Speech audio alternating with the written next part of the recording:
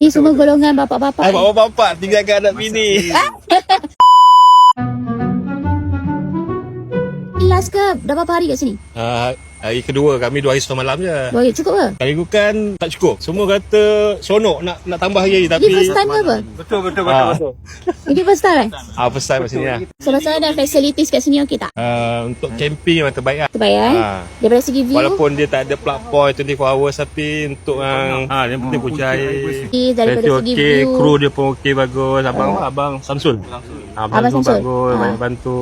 Pak Syam. Dah lah. Memang overall okey lah buat dia. So masak macam mana bang? Masak sendiri ke apa? Masak sardin ke apa? Geng-geng bapak buat asyik. Kita buat agen tugas lah. Agen tugas. Lunch orang lain, dinner orang lain, supper orang lain lah. Kita Good pecah job tugas lah. lah. Biasa Tapi pergi camping ke apa? Saya biasalah tapi yang lain tu banyak first time, First time. second time lah. Dan abang tahu Sam Campsite ni daripada mana? Okay, personally saya sendiri sebab saya Camper? duduk sini Kuala Terengganu kan. Oh, orang tengah Dan Terengganu. saya pun kaki camping. Saya tengok dalam Google ada punya Facebook lah mula-mula ni. Oh, Facebook. Sebelum dia buat online booking kita dah nampak lah kan. So daripada sofa booking tu abang booking daripada SKB kan? Sebab sekarang dia tak boleh booking belakang tak ada, dia kena booking online. Ya, sekarang semua booking Ya, online. SKB lah. SKB yang nama dia.